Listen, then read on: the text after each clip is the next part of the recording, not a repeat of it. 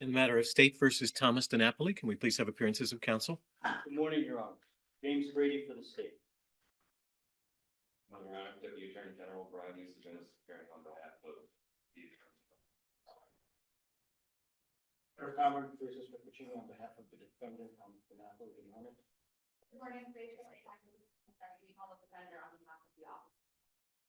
Good morning, counsel. Welcome. Mr. Brady, please go ahead. State is going to respectfully ask for a few minutes, 3 minutes at the end of argument for rebuttal. That's fine. And we may break at around 12:30, depending on where we are in the argument. Please go ahead. Thank you. May it please the court.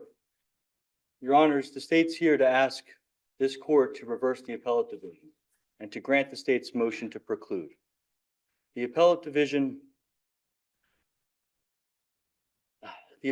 undermined this court and your holding in Buckley. The appellate division undermines the court and its ability and authority to prosecute cases. The appellate division ignored prong one culpability into non-existence, and then after abandoning the law, remanded for hearings about irrelevancies. That order cannot stand. On June 4, 2019, Michelita Mealy, she was alive. She was vibrant, social. She loved spending time with her family. Within hours, that next day she was dead. Her chest crushed. The autopsy report revealed that there was 12 fractures of the ribs, fracture of the sternum. Her right knee was pulverized. The doctor described it as minced. The 94-year-old woman was in severe pain, and with family by her bedside, they chose comfort care. Despite how the defense has characterized Ms. Mealy, she wasn't end stage anything. Had it not been for the defendant, she had more life to live. In a reckless vehicular homicide case, the actual harm is the death that the state alleges the defendant caused. In its simplest terms, the state is alleging this defendant caused that death. In order for the state to establish that this defendant caused that death, the state must establish that the victim would not have died but for the defendant's conduct. That's the but-for test, and it asks whether the alleged result would have happened without the defendant's conduct. And in those circumstances, in that test, we look towards the defendant's conduct and the circumstances surrounding the defendant's conduct. If there is no issue of proximate cause under the vehicular statute for model jury instruction, case is done. However, if there is some issue of proximate cause, let's say the victim doesn't die immediately, it's at that point that the state must impose a culpability test to determine whether or not the defendant is culpable for the injuries that he caused, for the harm he caused. Under prong one of that test, culpability is established when the actual result was within the risk defendant was aware. Under prong two, in cases of which the harm exceeded that which you would expect, which is not this case, the state may still establish culpability if the nature of the harm was similar and that there are no unforeseen intervening causes of death. For something to be an intervening cause of death, it needs to be an unforeseeable thing that the death is then wholly attributable to. The state alleges that Ms. Mealy would not have died had it not been for defendants driving under the influence of nearly 4 times the highest therapeutic dose of clonazepam. Had he not fallen asleep at the wheel and drifted across 4 lanes of traffic to hit Ms. Mealy head on, exactly where she was seated.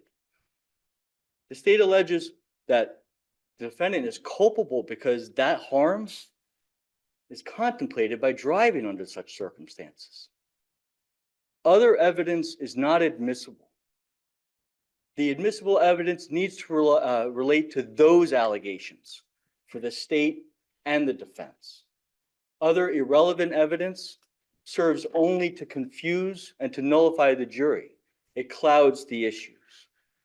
In this case, all of the defense experts confuse and conflate legal and medical terms to arrive at conclusory opinions that are contrary to the legal and medical standards.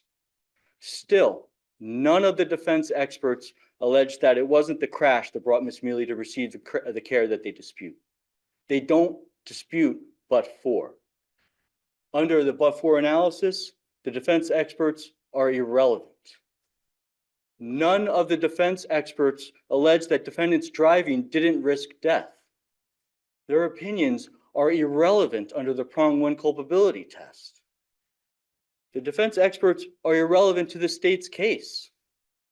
Still, even if we pretend that this is a prong two case, which it's not, and we pretend that this type of harm was not to be expected of drunk or intoxicated driving or driving under the influence, these experts still don't propose any intervening superseding fact for which Ms. Mealy's death would be attributable to, wholly attributable to. Instead, they misstate why the family chose what they did, but those are matters of fact, not subject to opinion. And they may disagree with the prognosis of Ms. Mealy, but they don't identify any intervening anything sufficient to warrant an intervening cause. Defense experts opine that the medical care, the comfort care Ms. Mealy received is what killed her. But as a matter of law, it's not. In fact, if the jury were to hear any testimony that Ms. Mealy refused or was removed from medical care, they will be instructed not to consider it as breaking culpability under prong one or prong two, that they would need an intervening cause such as gross malpractice. That is, recklessness of a doctor or the volitional intentional act of someone else to cause it. The appellate division erred when they remanded this case for a 104 hearing because these defense experts don't discuss anything relevant to the case. Prong one, prong two, but for nothing. By ignoring prong one, the appellate division has abandoned prong one culpability. By removing prong one culpability from the state, they have undermined this court in Buckley, and they have undermined the state's ability and authority to bring its case. The appellate division remanded this case for 104 considerations on alleged prong two issues, but no one is alleging the defendant is culpable under prong two. The admission of such irrelevant evidence, again, only serves to confuse the jury and cloud the issues and would force medical malpractice trials in the criminal context when no one has even alleged malpractice. That is not justice. Following the law is, and it's for that reason that the state respectfully asks that this court reverse the appellate division and grant the state's motion. Suppose the state had retained a doctor in this case who examined the record and concluded that it was the use of narcotics that was responsible for the death here. Would you have to turn that report over to the defense? Absolutely, Your Honor. Why? The state, in this case, the state has a medical examiner who is attributed. Why would you have to turn that report over? Because the state's an open book, Your Honor. And to the extent that the defense might be able to then get their own expert or substantiate something further, that would be incumbent upon them to do so. And I wouldn't want to limit their ability to do that. An open book sounds like you're volunteering it. Is there a principle of law that would require you to turn that over? So if the state retained an expert, Yes. I do believe that the state would then be required under 313 to disclose those reports or opinions. So set aside the court rule. Would you have a Brady obligation as well? So I guess it would depend on the case. So particularly for, Facts that I've just given you, this Yeah, case for this case. with a report that says it's the narcotics that were the cause of death. So Do you have a Brady obligation? I don't believe so, Your Honor. And the reason for that would be those narcotics, it would be, I guess the state would be turning it over because that's what the state would be relying on at the time of trial. And if the state wanted to argue a prong one, it would be saying the use of narcotics was the foreseeable consequence of that which was set into motion by the defense. So I'd be hesitant to refrain from giving the defense anything or precluding them from making any argument. In the sense that the pain was caused by the accident, That's right. and the accident was caused, the state alleges, by the. Right. And so a medical expert doesn't necessarily consider but-for causation or the culpability test or the legal standards of causation. They're talking about medical standards of causation. And what we have from forensic pathologists is that there is a standard. They use but for. And that standard is not adopted by the defense in this case. Suppose, in an accident case just like this one, victim suffers no injury to the head, taken to the hospital, and succumbs to a pre-existing condition of a brain aneurysm. Doctor's report says no connection between that and the accident here. Would that be relevant evidence under prong one? So the case wouldn't be brought, Your Honor, because I don't have injuries attributable to the crash. I would have a medical examiner or experts then saying that she died from this other reason. The state didn't retain experts for purposes of litigation in this matter because it's relying on the factual witnesses at the scene, the treating physicians who bore witness to her pain and suffering and the decision to end her life. But the treating physician specifically wrote in the medical records, quote, even if the patient got better, she would still have dementia and Alzheimer's disease, which is making her non-functioning. At this time, the family wishes should be respected. The patient should be transferred to hospice and made comfortable. And then, as the Chief Justice pointed out, she was given large amounts of narcotics. And the defense argues that it was the reason that she was given large amounts of narcotics was only because, quote, she would still have dementia and Alzheimer's disease, which is making her non-functioning, which is why the defendant is arguing that she was euthanized. Regardless, I understand that you disagree with that. But why would someone being non-functioning due to Alzheimer's disease and then their family choosing large doses of narcotics be a risk of which a driver is aware in a reckless driving case? So that excerpt of the medical record is quite disingenuous because there's nothing in there that says that they chose this because of the comorbidities that she had. But even if they did, comorbidities are not solely attributable then to the death. The non-functioning, as described by the doctor at the first trial, she just said non-functioning is various levels. It's a medical term. It's to talk about how the victim would have responded to treatment. She's 94 years old. Her ribs are crushed. She's in significant pain. She doesn't want to go through that. She may have had symptoms of dementia starting to show, but she knew her kids' names. She was living a life. She wasn't going to die when she did. Wait, I'm sorry. So you're saying, I thought I was reading from the medical records. You're saying that is not in the medical records? What's in the medical records is that Dr. Remolina says, because of these injuries, even if we were to try to squeak some extra life out of her, it's not going to be the quality of life that she's looking for. And So she that doesn't she would have, still have dementia and Alzheimer's disease, which is making her non-functioning, is not found in the medical records? that's correct. And I think it's important to say that non-functioning isn't to say that she's a vegetable. It's to say that she can't partake wholly with the recuperation that would be necessary. And that her quality of life would be diminished by the comorbidities. So it And- is in the medical records? It is it's not I as the thought what you said initially was that you believed that snippet was not representative of why the decision was made. Is that what you were saying? That it's in- Absolutely. Okay, I just want to. And Dr. Because it's obviously in the record, it's obviously in the medical records, but your interpretation of why the family made the decision, I guess, is different from what the doctor wrote in the medical records. Is that what you're saying? Well, why the family made the decision they did is a factual question. There is no factual witness to the contrary.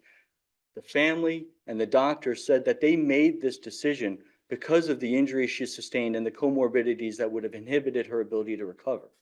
When Dr. Remolina says that even if we were to squeak some extra life out of her and force the tube down her throat contrary to her advance directive, she's still not going to be living that quality of life. There's still going to be issues with us doing that, and then her never really healing in as much as she wants. Is there anything that's preventing the state from making all of these arguments to the jury despite the defense's attempts to raise the contrary position? So what you're asking is whether or not the state could argue this if the irrelevant evidence came in. Yeah, I guess I would have to. But it's not the state's desire to litigate things that aren't presented or to help or to try to clarify, sort through the confusion brought up by the defense. And I think it's very important to note that when the defense experts say that she was given this end stage care because of the dementia and Alzheimer's, That's not in the records. It doesn't say they did it because of this. They said they did this considering those comorbidities. Is it And one for pain possible relief. interpretation of the records? So again, this is a factual determination. If they had questions about the facts, ask the doctors. And in fact, we had the doctor testify. And she said it wasn't because of comorbidities. Of course, we considered them. But she said it was because of the injuries. Dr. Remolina, he is excited to come to the second trial and to tell the defendants that that's not what he was meaning to say. You said before that none of the experts proffered by the opposing side had anything of value or relevance to say. Dr. Velez says that Ms. Mele could have recovered. Is that you're saying that it's of no relevance? So what Dr. Velez is saying is that, again, they could have squeaked some extra life out of her, but Miss Mealy didn't have to endure that. And while they could have forced the tube down her throat and forced her into recovery, Miss Mealy didn't have to endure that.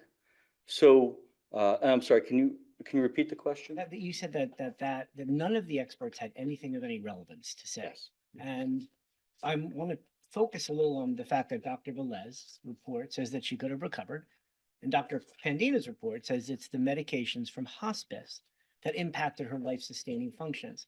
You're saying that the fact that the testimony that it's the medications from hospice that impacted her life-sustaining functions and that she could have recovered, those are completely irrelevant. That's right. And specifically, Dr. Velez says, oh, proximate cause is an issue. Well, if you look to the model jury charge for reckless vehicular homicide, what we see is that we get through the but-for causation, and it's only if proximate cause issues arise that we then do the culpability test. So if we take Dr. Velez at his word and that there's a proximate cause issues, we're then going to do the culpability test to see whether or not the defendant is culpable for the harm he caused. And that culpability test under the first prong is not addressed by Dr. Velez.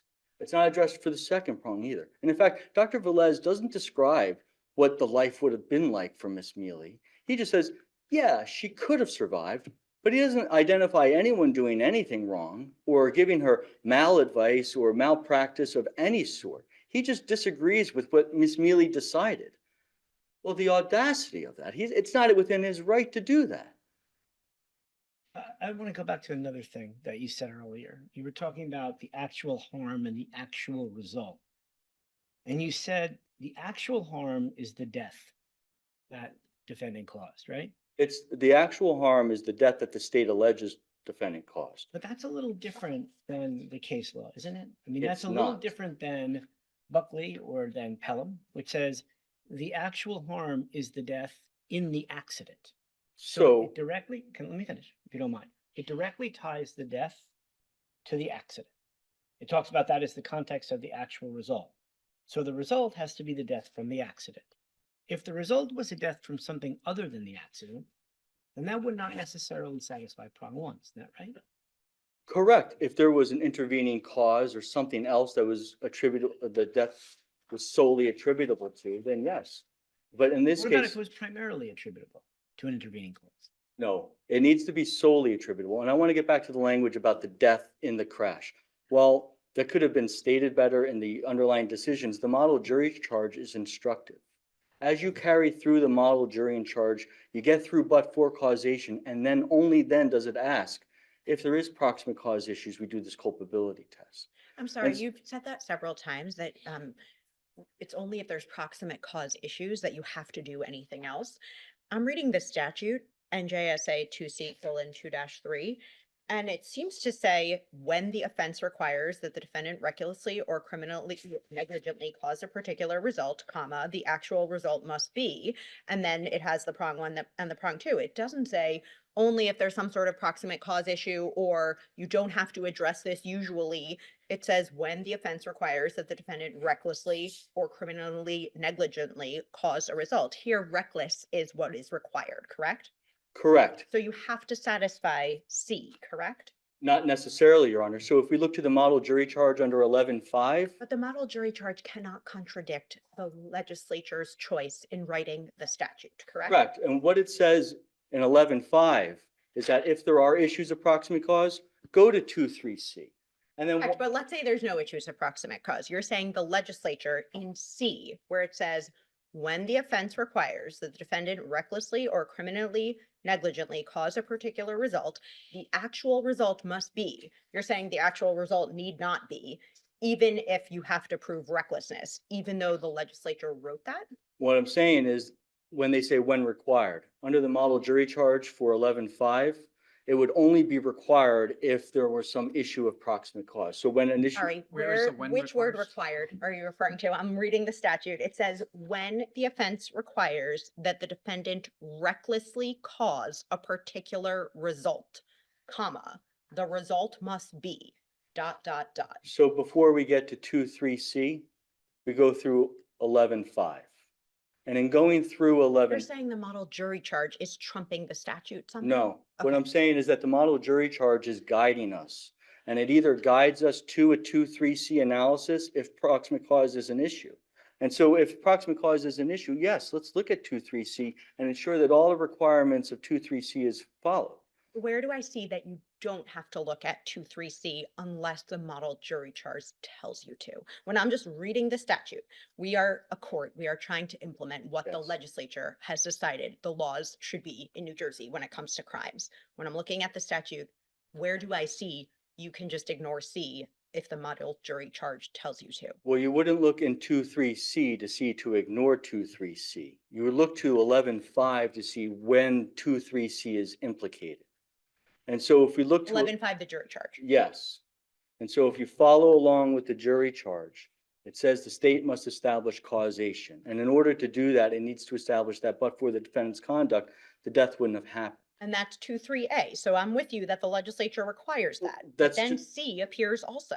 But that's Regardless of the jury charge, it's the legislature that decides, not the jury charge committee. correct. And when the jury is being charged, they will hear if proximate cause is an issue. That's, I'm quoting, if proximate cause is an issue. So the a jury culp- charge might be incorrect, but where in the statute is what I'm asking? Does it say that? Or give any indication of that, that C is optional if the offense requires that the defendant recklessly cause a particular result? So the statute says in 11.5 that it's only coming up if proximate cause is an issue. And if proximate You cause. just said the statute says that, but you don't mean that, right? The model jury charge. And so even abandoning that, even if, and the state in this case is prosecuting exclusively on the prong one culpability because the death wasn't immediate. And so the state is, in an abundance of caution, presenting to the jury that this was the actual harm was within the risk. And I want to get back to what the actual harm in the accident. Again, that is a bit inartful of in the accident when it really is of the accident.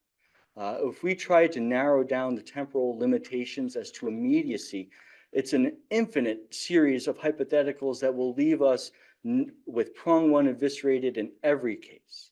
What's the difference between prong one and prong two in your estimation? The plain reading of the statute, prong one says if the actual harm was within the risk, to prong one. If the actual harm is outside that which was risked, thinking like someone's waving a fork around and accidentally clips a jugular. Well, waving a fork around is reckless, but you wouldn't necessarily imagine someone to have died from it. That's a prong two case. But here, so let's lay that out in this particular case. Here, there's the accident, and then there's the death that results from the impact of the narcotics. So the medical examiner attributed the death to blunt injuries. The narcotics was a consequence of the comfort care the victim was permitted to choose. You said before that in the accident should be of the accident, and in the accident is inartful. But in the accident is the language of the Buckley decision. In the accident is what the Supreme Court has said. You may want that to say of, but it says in. So to the extent that the person dies in the accident, proximate cause is not an issue and no culpability test needs to be established, set forth. To the extent that someone has waits, or maybe they're sitting in the car and they can't get to them and then they die, or maybe they're on roadside and they say, you know what, leave me here. I want a clean record for the defendant. What's happening here is that now we're parsing out what is the but-for causation into layman's understanding of causation. And that's not what the law So says. you're saying it's whether the death is attributable to the accident, right? Correct. If that's the case, once again, if Dr. Pandina is saying that it's the medications from the hospice that impacted life-sustaining functions, and Dr. Velez is saying that Miss Melly would have recovered, how is that irrelevant? If the question is the death attributable to the accident? How do those experts have nothing to offer the court at all? So again, causation is a legal term, and we're going to look towards the legal standards for it. First, it's but for. They don't contest but for. And then after there's but for, we do the culpability test. Right? And they don't contest prong one of culpability, which is the state's theory. Where do you see them not contesting prong one of culpability? They allege that the medical care was the cause of death. But as a Reading the matter of statute. law, I'm sorry, Reading the statute, they are contesting that the actual result was not within the risk of which the actor was aware. And that is prong one, correct? yes, what they're alleging though is that she didn't have the actual cause of death.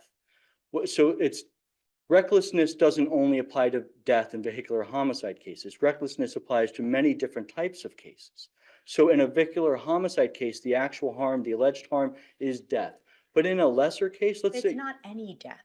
That's what you were discussing with Justice Hoffman. It's the death in the accident or a death that is somehow caused by the accident, correct? So if someone, for example, is in a car crash and they're 18 years old and they get to the hospital, and then when they're there, they steal off the nurse's cart a bunch of narcotics and ingest them and die, presumably you would not say that that death was the actual result must be within the risk of which the actor is aware, correct? correct. In fact, in that case, you have the volitional act of another intervening.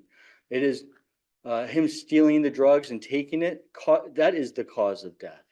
The drugs that he wouldn't have otherwise received. But in this case, the drugs that she received was what she was But isn't supposed that to a get. question for the jury? That's the question. So you're agreeing that there can be an argument that the actual result was not within the risk of which the actor is aware, even if a person dies after a car accident, correct? No, I do not say that because, and let me explain it like this. In a case of which the state alleges serious bodily injury, the actual harm the state alleges is serious bodily injury. But the actuality of it, let's say the defense is saying, no, no, no, they never got to serious bodily injury. It was only substantial bodily injury. Well, now we're litigating the differences of the injury. But in a death case, I got a dead body. There is no lesser injury. It is unequivocal that the person is dead. And that's why Buckley says in a vehicular homicide case, the actual harm is the death. And I In thought the- you just said that in the example where the 18-year-old dies after the accident, that would not count as the actual result must be within the risk of which the actor is aware, correct? There is a death. It's just that the defendant is arguing that it was not caused by, it wasn't the result that was within the risk of which the actor was aware in terms of how it occurred. Yeah, so thankfully we have the standards for causation, the legal standards. And under those legal standards, it's a prong one case. So is it that, is the risk in that part of the statute, the risk perhaps known to the defendant that if they drive 100 miles an hour and go through a stop sign, the risk is that they will kill someone in a collision? Correct. It's not that they will kill a particular person in a particular set of circumstances. Is That's that correct. So that prong is looking at my conduct, I'm the defendant, looking at the conduct that I'm about to, or perhaps going to refrain from committing. If I do decide to go through that stop sign at 100 miles an hour, I could kill somebody. That's right. And that prong is satisfied as long as the conduct of the defendant is such that that defendant would have contemplated that they could kill someone. That's right. But not, for example, let's say they do go through at 100 miles per hour and they do crash, and the person, all they have is a broken arm. They go to the hospital, they steal the narcotics, they ingest them. You said that that would not be. It's not just that anytime there is a death after the defendant does something reckless, prong one is always satisfied. So in that case, the state wouldn't bring the prong one But case. let's say they did.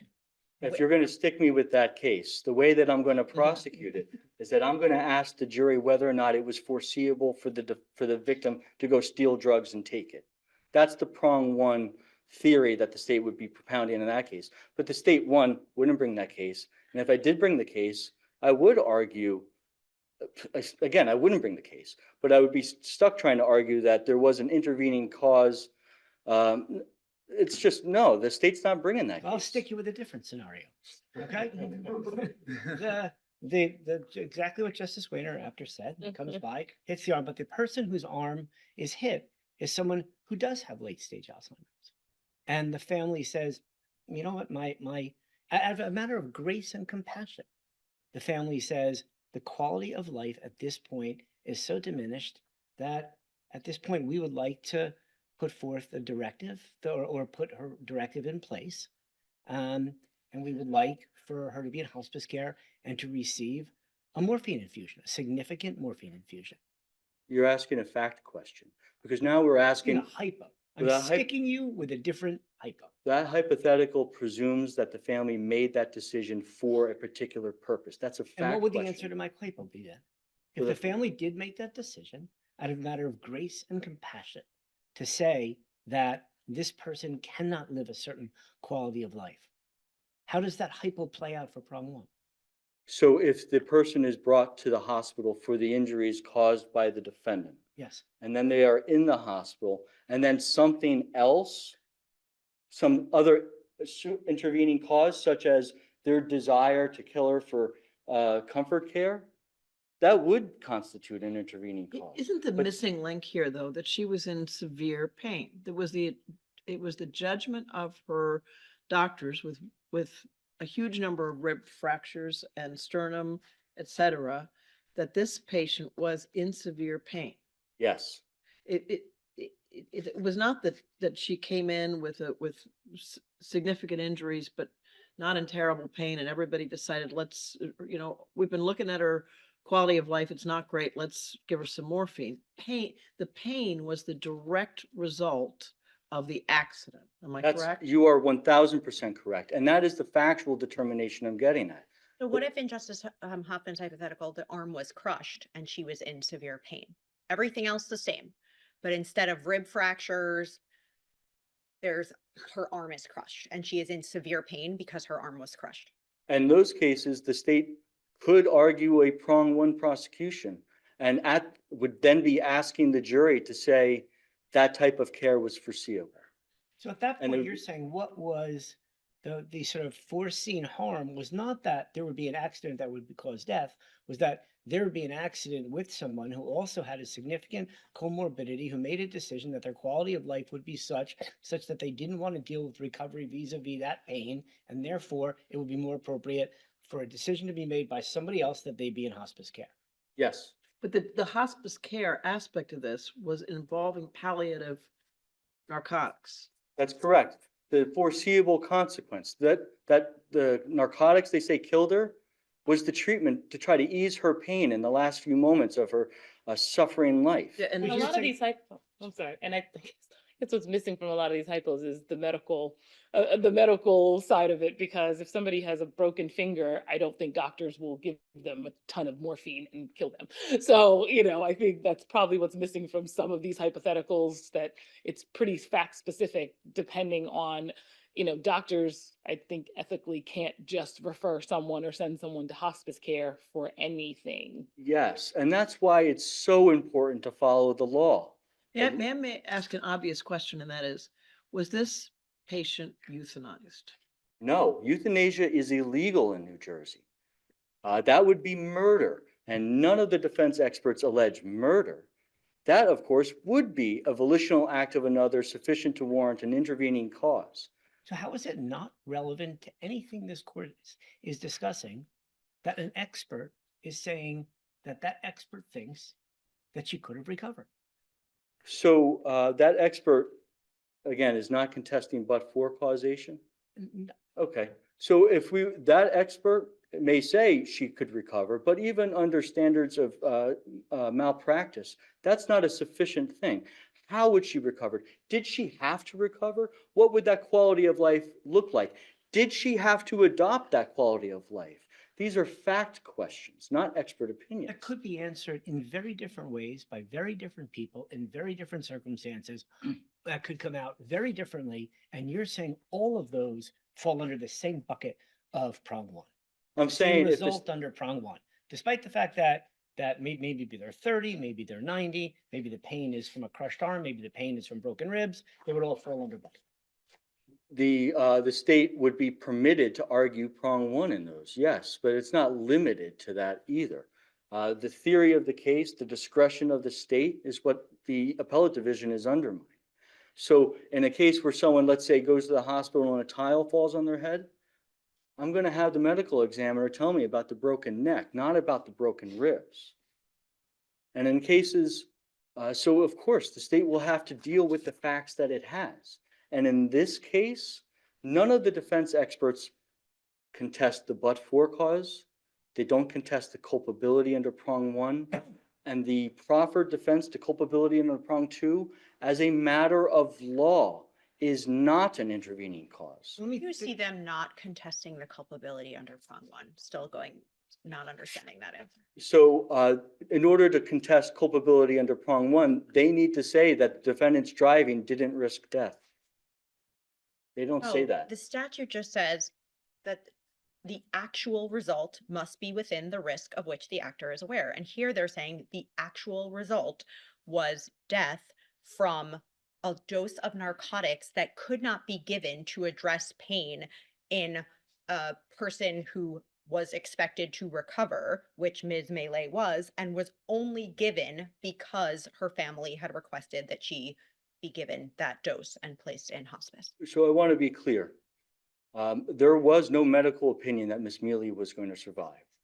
All the medical experts, all the nurses, all the attendants, the family, the son who is more experienced doctor than even the defense counsel's experts, they all said that she was going to die. Her injuries were a death sentence with 100% calculable. So then what's all the talk in the record about a discharge plan? All people who go to the hospital get a discharge plan, dead or not. So when you go to the hospital is looking to get you out of their doors too, because you're a liability while you're in there. And they would send her to rehab. They would send her to hospice is what the family requested in this case. So it's not I like mean, the she's. alternative to hospice in this setting was likely to be a rehabilitation center. Wouldn't it be? That's right. And Are you're saying when someone comes into the hospital and it's very clear they're going to die, the hospital writes up a discharge plan? yes, absolutely. They write a discharge plan for everybody. Everyone gets a discharge plan because they don't live there for indefinitely. And you And- said every expert agreed with that, but opposing counsel's experts don't agree with that. So the state doesn't have experts in this front. It's relying on the fact witnesses. So you're saying the fact witnesses see it one way, the defense counsel experts see it, defense's experts see it another way. I'm just trying to mine where you got from every expert agrees that her death was inevitable from the accident. So it's not a matter of whether or not her death was inevitable. Okay. It's a matter of whether or not she was within her rights to choose the care that she received. And had there not been any intervening cause, the result is what was expected. So let me ask you specifically about what you just said. It's not a matter of whether her death was inevitable, right? So I'm looking at the Pelham Court case, Supreme Court decision, citing the Bowles case, in which it says the discontinuance of life support measures merely allows the patient's injury or illness to take its natural and inevitable course. So here we have a Supreme Court decision that's saying what is its inevitable course is relevant, but you seem to be saying what's inevitable is not relevant. What I'm saying is inevitable is that which was foreseeable. And unless it wasn't foreseeable, it's not, it doesn't intervene. It needs to be an So unforeseen. you were saying her death was inevitable from the accident. In this case, yes, with 12 broken ribs, a crushed Sorry, sternum. but Dr. Polamini says none of her injuries were life-threatening. Again, this is a misstatement of the record and saying that it's a mischaracterization. Reading from the report, none of her injuries, comma, which were primarily orthopedic, comma, were life-threatening, period. So again, she's dead now. So clearly that was wrong. And he doesn't attribute that death to anything else. I understand, but why is that? You keep saying that what the defense experts say wasn't said. But since it was said, why is it not up to the jury to decide who is correct? They were life-threatening, they weren't life-threatening. So when they conflate and confuse the legal and medical terms, they come to they come to opinions that are contrary to the medical and legal standards. They may say, defendant didn't cause her injury, but we have a legal standard as to whether or not he did. But I'm not talking about anything legal. None of her injuries, comma, which were primarily orthopedic, comma, were life-threatening. That is what he wrote. I understand you disagree, but So, isn't it up to the jury to decide, not the state? the jury can decide against or for or against the allegations the state's making. The state is alleging that the care she received was foreseeable. It was that her right to receive the comfort care, that even if different doctors disagree with the prognosis, unless they allege that there's some intervening cause, gross malpractice, as the jury instruction would recall, dictate. That's a prong two argument. Well, that's so interesting. Pelham says intervening causes of death, or excuse me, the medical treatment is not an intervening cause of death, essentially relegating it back to either culpability under prong one or culpability under prong two, whichever the state's theory proposes. So no, Pelham isn't necessarily saying that if there is medical treatment, it's automatically a prong two case. It's saying, in fact, it's not a prong two case. But you're describing prong two case. When you're talking about intervening circumstances and foreseeability, that's a prong two analysis. Now, prong two addresses when the harm exceeds the risk. And that's essentially, again, when the harm exceeds the risk. Again, the state is alleging some greater harm that you would expect for the defendant's conduct. That's not what the state's alleging here. So prong two isn't applicable. So the inevitability is applicable. So the fact that she had crushed ribs and then was in severe pain and then chose comfort care, the comfort care she received is foreseeable. And even if, again, the defense experts disagree with the prognosis, the actual harm is the alleged harm. And in a reckless homicide case, it's the death. If there was a serious bodily injury case, it would be the serious bodily injury, and then maybe the defense would have a better angle to say, well, we never got to serious bodily injury. We were only at substantial bodily injury. But that's not in the existence of a homicide case. Would you object to their argument that it was only substantial? Because it sounds like you're suggesting that once you pursue a theory of the case, in your example, serious bodily injury as a second degree, it seems like here you're suggesting that the defense is somehow prevented from arguing a different standard than what you're arguing as a defense. Absolutely not. Okay, but then here, can they raise an objection and an argument against your prong one argument? So they can address the prong one argument. They can address the but-for argument. Well, so why isn't that what they're doing with their defense experts, suggesting that you don't prove actual risk from the accident here? So again, the actual harm is the alleged harm in the case.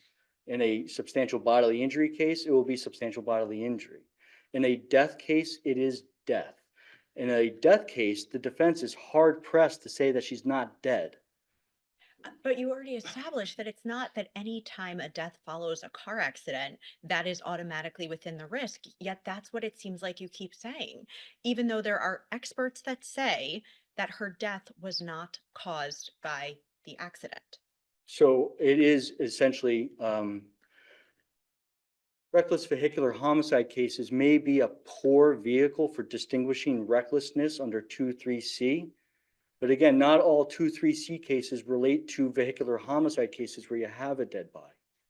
The actual harm is what the state alleges it to be. And that's what the state's trying to prove. And those are the allegations that they are allowed to contest. When the state limits its allegations, the state is limiting the realm of the universe of the evidence that is relevant. It's not.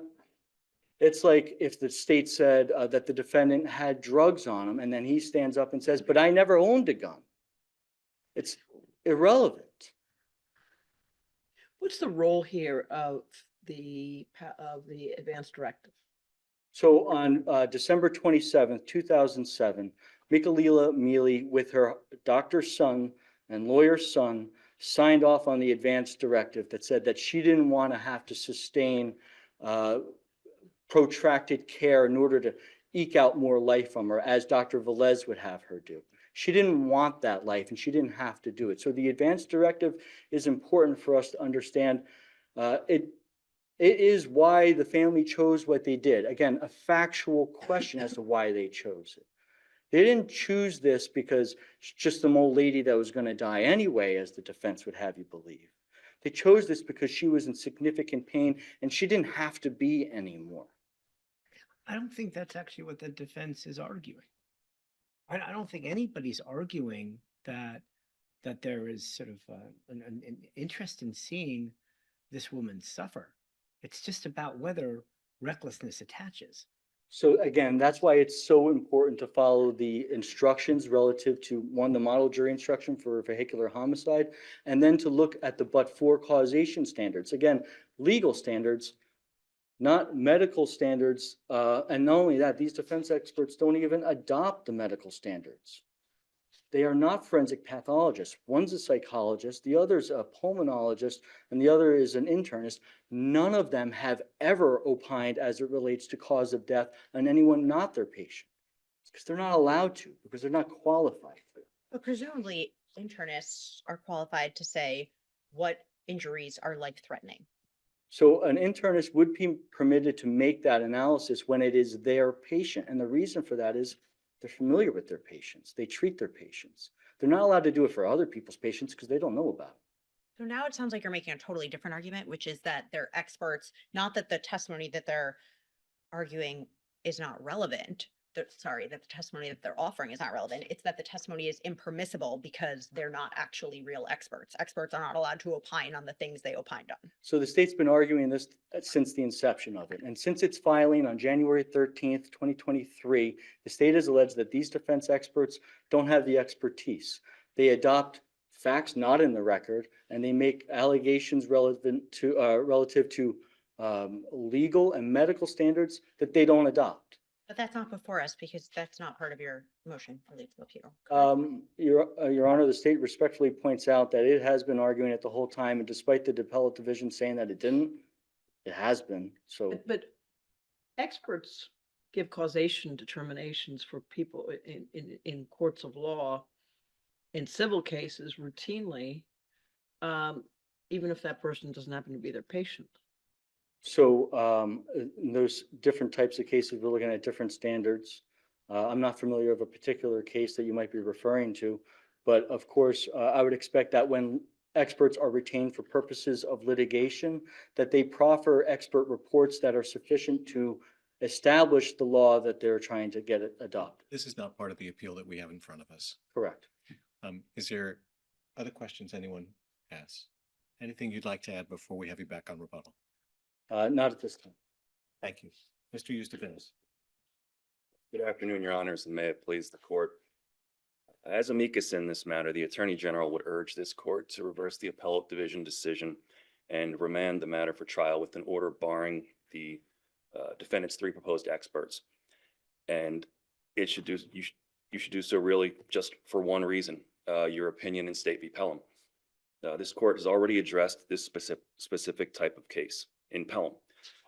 There's no open question. Pelham is directly on point and it controls. In that case, this court observed how the long-standing clear policy of this state recognizes the constitutional, common law, and now statutorily based right of an individual to accept, reject, or discontinue medical treatment in the form of life-supporting devices or techniques. And so a person's choice to have himself or herself removed from life support cannot be viewed as unexpected or extraordinary. And for that reason, it's foreseeable that a victim may exercise that right to continue or to cease life-sustaining measures. And for that reason, the exercise of that right does not break unexpectedly or in any extraordinary way the chain of causation initiated by the defendant that led to the victim's need for life support in the first place.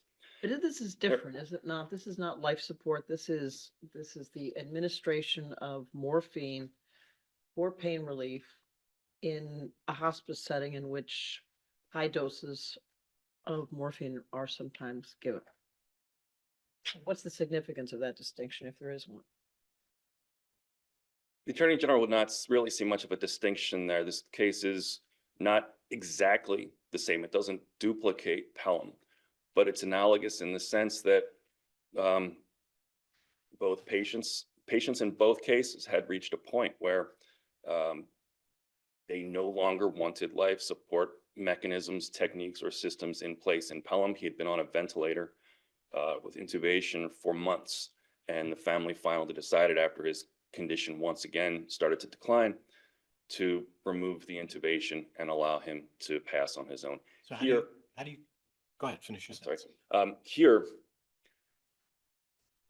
over the hours that transpired between the crash and Ms. Mele's death, treating physicians used increasingly invasive means to keep her alive, particularly with regard to achieving satisfactory levels of oxygen in her blood. They had to increase the amount of oxygen, the intensity of the airflow, to a point where she could no longer breathe without an even more invasive measure of intubation. At that point, she was in the ICU, and without the intubation, essentially, she would not have been able to breathe on her own, because her entire breathing apparatus at that point had collapsed due to the catastrophic injuries from the crash. The decision not to intubate essentially constitutes the same sort of decision in Pelham. It's a decision to cease further life-sustaining measures. In that respect, the Attorney General would see this case as analogous to Pelham, which held Way of intubation, that there's no end in sight for intubation.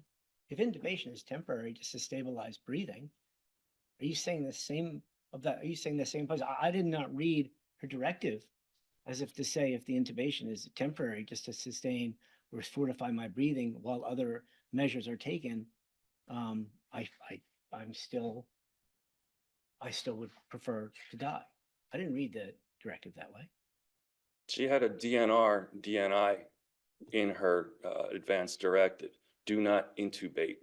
And in Pelham, there was no evidence, not even an argument, that he would have, in Pelham, arguably, that that patient could have continued living indefinitely. He was while intubated. By removing the tube, it caused his death, because he could not live or survive without it. There's no question in Pelham, right, that death was caused by the accident. No question. Right? The injuries that ultimately resulted in death. It was caused by the accident. Correct. And here, the experts on the defense side raise a question about that, right? Well, the defendant's experts here are really attempting to sidestep the plain ruling in Pelham, that as a matter of law, it doesn't constitute an intervening cause to break the chain of causation between defendant's reckless conduct and his victim's death, that being a victim patient's self-determinative decision-making in the course of her medical treatment. The only exception noted in Pelham, which is inapplicable there and here, would be if there was an intervening volitional act of another, such as gross malpractice by a physician. Help us understand the factual comparison you were making just a minute or two ago. In Pelham, the individual is, of course, on a ventilator at the time things unfold.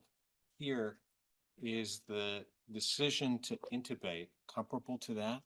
You said doctors were on the verge of intubating, meaning that the temporary assistance for breathing was not working. Is that correct? Yes, Your Honor. And what was the next step? And was it akin to being placed on a ventilator? The next step was to intubate.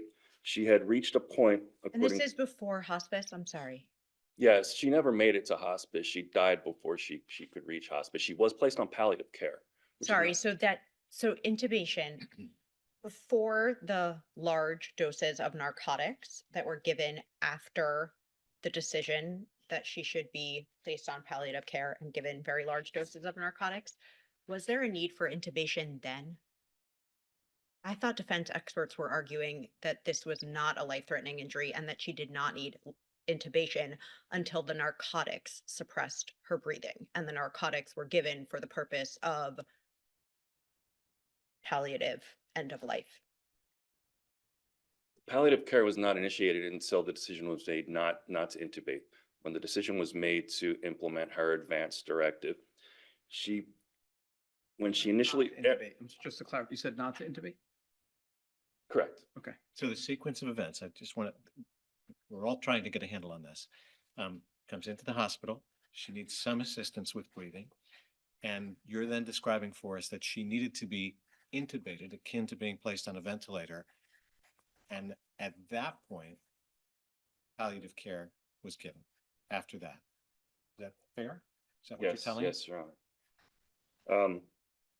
So she was in fact never intubated? No, Your Honor. Okay. From the point she initially presented at the hospital to around midnight, so you're talking about the crash occurred around 3 or 4 o'clock. Between then and midnight, her condition, due to the dozen fractured ribs, fractured sternum primarily, basically impeding her ability to breathe and doing so at an increasing degree. By about midnight, she was moved to intensive care, and there was a consult regarding intubation. Does defendant argue that there were only 3 fractured ribs and you're arguing there were dozens? Not dozens, Your Honor, but a dozen or more, 12 or 13. And that's, I believe, a misreading by the defense of the medical examiner's report. I'm looking at the CT scan showing fractures of the 8th, 9th, and 10th ribs. So 3. Is that a question of multiple fractures on the same rib? Well, there were fractures in the front and in the rear, the anterior and the posterior. I'm trying to find the exact.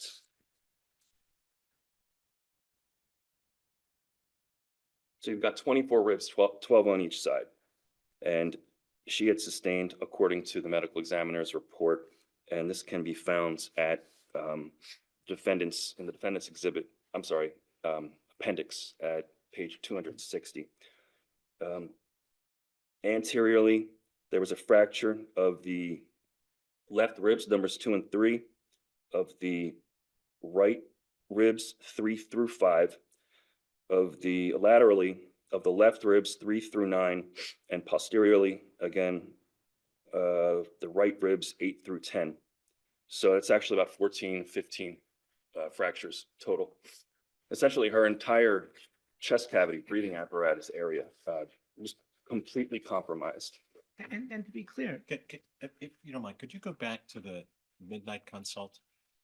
What was the result of the intubation consult? That at that point, there's an indication that Ms. Millet was communicating and participating in this discussion as well as her son. They had decided to, at that point, invoke her advanced medical directive, which again contained the do not resuscitate, do not intubate instructions. The son was consulted and the matter was further reviewed with and validated by the patient according to the medical records. Was there a conclusion that intubation was necessary and then that follow-up decision was made, or was that conclusion not reached? That's what the medical records indicate, that at that point, in order to maintain sufficient oxygen levels in the blood, they had to intubate because what they had been doing in an ever increasingly invasive manner was no longer working. Do you have the citation in the record to where we can find that you're referring to right now, the midnight discussion? The state on reply could offer you the specific well. pages. I just want, oh, go ahead. Is there anything in the record or from any testimony or doctors regarding the standard or the point at which a patient or a doctor agrees to send a patient to hospice or to palliative care? Because a lot of this discussion has surrounded what's in the medical records and what, hypotheticals of what might happen if somebody presents at a hospital with certain injuries. But as I was asking your colleague, doctors just don't allow someone to go into hospice care because they feel like it, right? I mean, there must be some is there anything in the record or anything from any of the doctors or that give us some indication of at what point a doctor or the medical staff would allow for palliative care to begin or hospice care to begin? Again, she didn't reach hospice care. To answer your question, the palliative care was initiated around the time that the decision was made not to intubate. It was essentially comfort care to relieve her from the intense suffering that she was experiencing.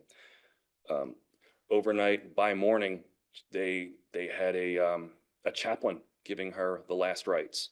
And I believe by around mid-afternoon, there was a discussion, and the records do show that given her significant trauma at that point, a discussion with the family, with her son, who was, as the state pointed out, a doctor himself and her medical proxy designated in the advance directive. About that time, midday, the day after the crash, while she's dealing with palliative care, decision was made, given the significant trauma and her severe pain and the comorbidities. The doctors recommended hospice care, and her son agreed. That's essentially what the record shows. By midday, she was completely disabled, immobile, and without capacity. That's basically why. Can you help But me- again, within a couple of hours, she passed. Can So you help she- me understand a distinction that it seems like you're trying to draw, but I'm not sure if I follow. In State versus Pelham, there was a ventilator that was needed at the conclusion of all life-saving procedures that the doctors took that is essentially sustaining life. There's some apparatus that's sustaining life at that point. Explain to me or help me understand if there's any difference between that and a situation like we have here, where there is palliative care, which deals with quality of life and comfort issues, not necessarily sustaining of life issues. Is there a That, distinction between those two yes, things? Your Honor, at that point, when the decision was made not to intubate and prolong any further suffering, that's when she was shifted to palliative care. Palliative care is not necessarily life-sustaining measures. The analogy to Pelham is the decision not to intubate. In Pelham, eventually the decision was made not to intubate, to remove the intubation. The Attorney General would see the same thing here. It's the decision whether or not, and it's not limited to intubation. It's basically life-sustaining measures, So it's not the life-sustaining narcotics. systems, techniques. It's not the narcotics, it's the decision to decline one option, which was intubation. Yes, Your That's what Honor. you see to be an analogy to Pelham, which is we're going to stop intubation. Once she declined intubation, she again began experiencing extreme pain overnight. Palliative care was simply there for comfort care in accordance with her advance directive. To be clear, her advance directive does not say no intubation under any circumstances. It doesn't say that. It says no intubation if or intubation should not be initiated if she experienced extreme mental or physical deterioration such that there is no reasonable expectation of recovery or regaining a meaningful quality of life. And so the question then, therefore, is at that time, was there a reasonable expectation of recovery or regaining a meaningful quality of life? It does not say no intubation under any circumstances. Right? The directive does not say no intubation under any circumstances, right? She was not intubated because she herself did not want to. It was in accordance with the advance directive, but she was also consulted with. She signed off on the advance directive and left it up to her son. But you were saying, you're making the argument that the records indicate The she was record part of that reflects conversation. she was part of the conversation. Signed off on the advance directive. No, to decline intubation at that Correct. midnight The consult. night That's of what the you're, that's what crash, the state's right arguing. around midnight, when what the doctors were doing was no longer working, and they needed to get even more invasive to get oxygen to her lungs by intubating. And that's the record site that we will get on rebuttal. So just to make sure I understand, in your factual telling, Because of the crash, she sustained injuries that required intubation, having absolutely nothing to do with the narcotics that were later administered. This was before they were administered, the high doses, and she declined intubation herself. I'm sorry, could you repeat that one? Because of the crash and the injuries that she sustained in the crash, she required intubation because of those injuries, not having anything to do with the large amount of narcotics that were administered after that, and that she herself declined intubation. Essentially, Your Honor, yes, yes. And so you indicated this before, but the advanced directive was not signed off on in the hospital. This is something that had been done. This was signed A long years time- before. years before. Correct, Your Honor. The discussion at the hospital is the one during which Ms. Millet, in declining intubation, reviewed and validated that decision. That's the language. And I believe I do have a citation for you. It's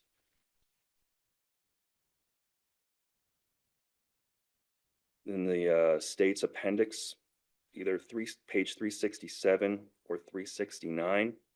And if I'm wrong on that, the prosecutor, when returning to the podium, can correct that. At what point, The- at what point was the narcotic administered? What time in the chronology? Well, the palliative care narcotics, for which under palliative care, there is no maximum dosage, would have been around midnight, shortly thereafter. Shortly after the consult that you've described for us. Not to intubate, correct, Your Honor. They would not have put her on palliative care while intubating her. They would have been counterintuitive. I mean, the Attorney General's position is that the defendant's experts here are just attempting to sidestep the plainly stated ruling in Pelham. As the appellate division even accurately noted, their opinions were all over the map, but essentially claimed that Ms. Millet did not die because of the catastrophic injuries caused by the crash. In essence, those opinions instead either blame the victim's health or pre-existing conditions, or the decisions made during her treatment, or to ultimately shift to that treatment to the palliative care. They offer alternative courses of action, suggestions of what could have been done, but importantly, none of them go so far as to assert malpractice involving negligence, let alone gross malpractice, which would involve a reckless disregard for the patient's safety. And to the extent that any of this 94-year-old's pre-existing conditions may have factored at all into her rapidly deteriorating state during the 24 hours after the crash caused by defendant's impaired reckless driving, that again left her with a fractured sternum, more than a dozen fractured ribs, and basically a collapsed chest wall that compromised and then ultimately disabled her entire breathing apparatus. They're irrelevant. The law on that, as also observed in this court's opinion in Pelham, is clear. You take your victim as you find him or her. The criminal liability for harm that you've caused another person is not lessened or mitigated by the existence in that victim of some prior condition that, unknown to you, made that victim particularly vulnerable. So when disputed, as it often is, causation obviously may become a factual determination for the jury to consider, but jurors can only consider what the law allows it to consider. And in homicide cases, such as in the instant matter, this court has expressly prescribed as a matter of law the defensive use of a victim's decision to cease or forego life-sustaining medical treatment as an intervening cause to lessen a defendant's criminal liability for the reckless actions that set in motion the causal chain that injured and hospitalized that victim in the first place. The Attorney General would therefore urge this court again to reverse the appellate division decision and remand the matter for trial with instructions to bar the 3 proposed medical experts, unless the court has any further questions. I have one question that I think you can answer succinctly. If the court were to adopt a rule that required the state to provide notice as to whether it was relying on prong 1 or prong 2, at what point would the Attorney General recommend that notice be given? Well, obviously prior to trial, but presumably as soon as possible. As soon as possible. The Attorney General and the state, the prosecutor's office are basically urging the same result here. How we get there is a little bit different. This is but purely a process question that I'm asking. Certainly, Your Honor. If you have a recommendation, and if you don't, and we'll stop it at that point. we would defer to Your Honors for that. Thank you, counsel. We're going to take a half-hour recess and then resume argument with the defense.